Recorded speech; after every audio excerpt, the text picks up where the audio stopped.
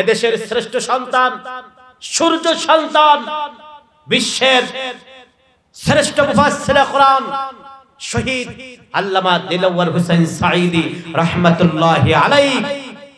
চেনেন তো আপনারা সবাই?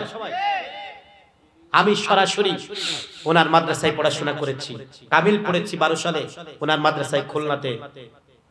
এবং আলহামদুলিল্লাহ সুম্মা আলহামদুলিল্লাহ 2008 সালে আল্লাহ পাক রব্বুল আলামিনের অশেষ দয়ায় হুজুর এভাবে আমার সামনে বসেছেন, আমাকে পরীক্ষা নিয়েছেন।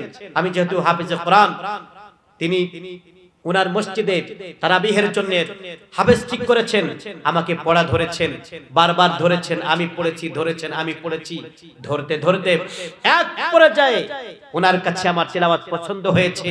এক পর্যায়ে উনি বলেছেন, আমি বলে গেলাম যে এই ছেলেটাই এই বছর এই মসজিদে তারাবি পড়াবে, আপনারা সবাই একমত কিনা? সবাই একযোগে এক বাক্যে মুসল্লিগণ বলেছেন, হুজুর আপনি যেটা বলবেন এটাই রাইট, আমরাও তাকে পছন্দ করলাম। বলেন আলহামদুলিল্লাহ।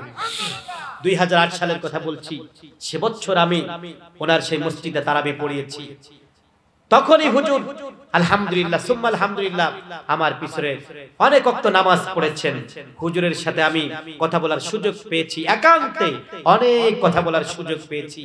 আমার সেই প্রাণ প্রিয় মানুষ, আমাদের সেই উস্তাদ, আমাদের সেই শ্রেষ্ঠ মুফাসসির, আমাদের শ্রেষ্ঠ নেতাকে ওরা ষড়যন্ত্র করে হাসপাতালের মধ্যে ষড়যন্ত্র করে মেরেছে, ঠিক কিনা বলুন? এইভাবে শুধু আল্লামা দিলওয়ার হোসেন সাঈদ রাহমাতুল্লাহি আলাইহি নয়, এদেশের শ্রেষ্ঠ আলেমদেরকে তোমরা জুলুম করেছো, অত্যাচার করেছো। আল্লামা মামুনুল হক, এরপরে আমাদের আরেকজন ভাই মুফতি আমির হামজাকে তোমরা তিলে তিলে তিলে তিলে শেষ করে দিয়েছো।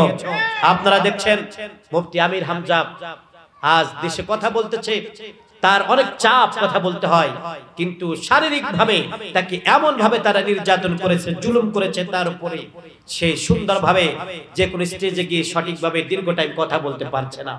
স্লো পয়জন তার শরীরের মধ্যে তারা ঢুকিয়ে দিয়েছে, সে শারীরিকভাবে এখন সুস্থ হতে পারছে না মোটেই। সুতরাং আল্লাহ পাক রব্বুল আলামিন বলছেন যে তোমরা এভাবে যারা জুলুম করেছো, জুলুম করতে করতে করতে করতে সেবা রেখা যখন শেষ হয়েছে, আমি আল্লাহ পাক রব্বুল আলামিনের পক্ষ থেকে যা করার তাই তোমাদেরকে করেছি। এদেশের তাওহীদের জনতা, ছাত্র জনতা তোমাদেরকে পিটায় বের করে দিয়েছে।